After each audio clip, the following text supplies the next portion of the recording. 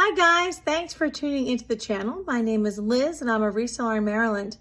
In today's video, I'm going to share some amazing finds from a local family-run estate sale that popped up out of nowhere. The pickers were scrambling to get over there as soon as that Craigslist ad dropped, but I do feel like a lot of us got some really cool stuff at great prices. So let's go check it out. So this estate sale popped up last Sunday morning. I never heard anything about this sale until Sunday, and I couldn't get out of the house fast enough. So I wanted to share this little haul with you. I will insert a picture of some other items that I did buy at this sale. I also bought 4 Homecrest patio chairs. I think I paid $10 for the 4, and a bunch of other pickers were there getting sterling silver pieces, Kmart cats. I mean, people were doing really, really well. I got this Starburst clock from my friend John, who's one of the nicest pickers I know. And I'm basing that on the fact that we all celebrate each other's successes. At least I hope we do, right? But it's very rare for someone to hand you a mid-century modern clock, especially the Starburst style, and say, oh, this isn't really my thing and I thought you'd like it. Most of us would be like, look at this cool thing I got, and we'd say, hooray for you. John says, hooray for you, I'm giving you this. So John, you rock. Thank you so much. $10 for this clock. Check out the comp. These Starburst clocks are amazing. Okay. I knew that this guy was Shawnee. I think I've had like the shakers before. I might have even had a cookie jar before. I'm not even sure I've been that lucky. I knew this was good, but my brain thought it was $50 good. I paid $5 for this guy. I used Google Lens on him to just speed things up. I was shocked by the comps, and they're consistently in the high, close to $200. Let's just say that. So I'll put up at least one comp to give you an idea of what this quirky little pig cookie jar is valued at. I always pick up these shakers. This one has seen a lot of cocktails and maybe the dishwasher, but it's still in pretty good shape. And I love these recipe glasses. I have an informal collection of them. And I see these all the time without the lids. So this is not a huge money maker, but I was still happy to buy it. Oh, they did charge me $7. Wow, I'm surprised it was actually that much. I just made a pile, but anyway, that's totally fine because I think in the booth, it's probably about a $35 piece. This primitive stool is really, really cool. It's, I guess maybe it's more like industrial, but the top, I love this like worn paint. Like, look at how the edges are chipping off. I don't know what that is. I just love real chippiness. I despise like, I don't know, Hobby Lobby distressed surfaces. I want to see the real life you lived. It's not like anybody goes and pays to get extra wrinkles so that they look more seasoned and wise, right? I just want to see your real wrinkles. Anyway, this is a really, really cute stool. Very sturdy, even though that leg looks a little wonky. Would make a great plant stand. You could use it for so many things. I'm going to put it in the booth because I don't want to ship that. It's relatively heavy. Although if you look at the comp, if I wanted to ship it, maybe it would be worth it. In the booth, it would probably be like a $50 piece. Online, it's like $150. It's crazy. Okay, down here we have this beautiful paperweight. Now, if I think a paperweight is Murano, and I think this one is, I will buy it. Or if it is clearly signed and not like just a sticker, you know. Now this one does have a sticker actually, now that you mentioned it, from Hustlers. Ooh, so it definitely is vintage. I do still think it's probably a Murano piece because of this clear bottom. Now they charged me $1 for this. I don't know. When I looked up comps, this was a very, very nice find. Okay. I grabbed this little plaque. It's like a ceramic plaque. I've had things like this before. This is from Denmark. Not a huge money maker. It is really funny and quirky though. He's saying, just as I thought, it's a fish. He's looking at some abstract, surrealist art. I don't even know if it's called surrealist. Cubism? Anyway, I can kind of show you the mark on the back. You can read that it's from Denmark, but you can't really read the other stuff. But I believe the name is Strupp. It's in the comp, but again, my memory is not always perfect. So I always look up the comps and share that with you guys. I just thought this was a sweet little napkin holder. I don't even think it's sterling, but for $3, I did grab it. It's the entertaining and hosting season after all. This cat was actually one of the last, it might actually be the last thing I found. It was $1, tag still on it over here. It's got marble eyes. It's a metal cutout. And when you see the comp, you'll be shocked. I have had pieces like this before, and I'm pretty sure I undersold them. Either that or they've become a lot more popular in recent years. So keep your eyes out for those. All the pickers had already left, I believe, except for maybe my friend Joey, and this was in the back garden. So I think we had all walked by it several times. So I make a bunch of different rounds, kind of like American Picker style. I do not know if these have any value, these hand-painted bricks, but what a great job they did on this basket of strawberries. This is so cute. I think it is hand-painted.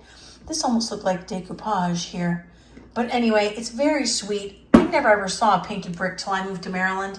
Can you guys leave me a comment if you know anything about that? Is that a Maryland thing or is it elsewhere? I really don't know. I think it will sell in the booth as a cute doorstop. I don't know, maybe 15 bucks. I haven't found a painted brick. When you Google painted bricks, you don't get what you think you're gonna get when you're Googling that. These surprised me. Now, a lot of people do well with brass. In general, I don't, but I do have a policy that I always buy things. I've never seen them before. I haven't seen these before. And the comp I found for one was like $35 or $40. I'll put it on the screen. So I guess that was a good idea that I grabbed those. This I thought was like maybe like a mid-century modern torch cut metal piece. I think it's more modern than that. There's a little rust on it. We like to call that oxidation or patina maybe, but I can't read it. But it looked like there were similar ones being sold currently, so I'm a little confused about that guy. But I do like dragonflies. Odonata, right, Dad? My dad's an entomologist, in addition to being a chemist. I know. I believe that's the order, or is that the family? I think it's the order that dragonflies are in. You have to practice something, or otherwise I'll forget everything, right? I thought this was really cute. I think pineapples are back. Did they ever leave? I don't know. The universal sign of welcome. This has little hooks, and I guess a slot for mail. What did I pay for that? $3. I think that will sell well in the booth. According to the comps, I don't think that's worth me listing online because they were like 25 bucks or something like that. And I don't tend to like to list $25 items too often on Etsy unless they are a specialty item or like really small. Like, I don't know, like a costume brooch or brooch that people are looking for, I might put online because they will pay the 25, whereas in the booth, I wouldn't get much because they might not recognize it. These are the decisions that take up my days. This is an amazing trash can. Wastebasket. Look at this, Canada Goose. Isn't it amazing? I love it. I thought this was older than the 80s, but the comp says this is early 80s. I have a weakness for vintage trash cans. I think every room in my house has a vintage trash can, and I think it's just a way that you can have something you need that gives you a little more style, gives the room a little personality. So I love this. I think it's really cool. Again, I'll probably put that in the booth. I'll have to double check that comp and see if I think it's worth shipping it. It wouldn't actually be that hard to ship. That's not that big. It's probably 16 inches high and not very fragile. But anyway, a very cool find, and I've never had that before. These were so tarnished that no one really looked at them. And I don't like to take my loop out at sales because I feel like it attracts a lot of attention. So this might have been my mistake when I originally thought it was my victory.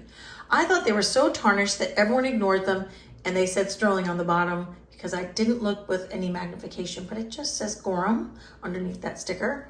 So those are probably $30. Not a big mistake because I can still sell them, but not the victory I thought they were because I did think that it said sterling. It happens to all of us. These were really cute. So this is where I break my rule about not shipping if something is less than $25 or around 25. Vintage measuring cups always sell. I learned that from Commonwealth Picker. So now I picked them up and I really liked this. It's like different from the other sets that you typically see. About 20 bucks is usually what a set of measuring cups will sell for online. Easy to ship, nice and light, not very fragile. you got to do it. It's worth it. And I like the color of these too. And it comes with a little coffee scoop that matches. This particular copy from 1972 is like the 89th printing of this book, but some copies of this book are very valuable and you should keep an eye out for them. This one is an exception. I think I paid $1. Doesn't matter, it will sell in the booth. People love this book so much, but I wanted to mention it even though in my case it wasn't a huge victory. These are for me to repot my plants. I don't think that they're very valuable. I didn't look them up. This says Village Blacksmith on it. I can't seem to figure out when we moved where I put our spade, or what is this one called? I don't even know. But anyway, I don't know where we put these types of tools. And the garage is really my husband's domain, so he prefers it that way, that is. So anyway, I got those for home use. And these were kind of surprising.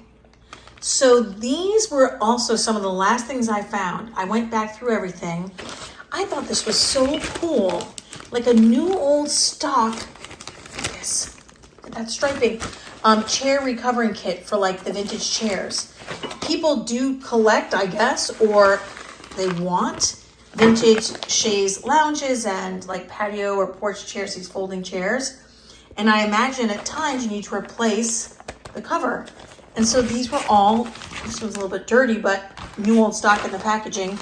And I was pleasantly surprised by the comp. Just interesting. This is quite an advertisement. She makes it look so easy and glamorous. That probably makes the comp higher, don't you think? Anyway, I'll throw up a comp for at least one of those to get an idea. I went back through, I don't usually even look at stuff like that, but I figure it might make me almost $100 for the 3. So it was probably worth it. Those Homecrest chairs that I showed you at the beginning, I'll put up another picture of them. If you could sell those online, which you obviously could, they could be $400 to $600 for the set of 4. I posted them on Facebook for $200 for the 4, and I don't have any nibbles. Now, it might just be the wrong season. So they may end up in the booth, or don't tell my husband, they might end up in the garage until next season when everybody wants some. Anyway, thanks for joining me for this fun little haul. It was a great estate sale. Like I said, I ran out the door, so there was no GoPro happening, and it is so hard to shop a fun sale like that with your phone in your hand. So anyway, I hope you guys get some kind of amazing last minute pop-up estate sale this weekend. You fill up your van. My van was pretty much almost full, so maybe I was cheating. I always hope that you guys never stop searching, and I'll see you guys next time.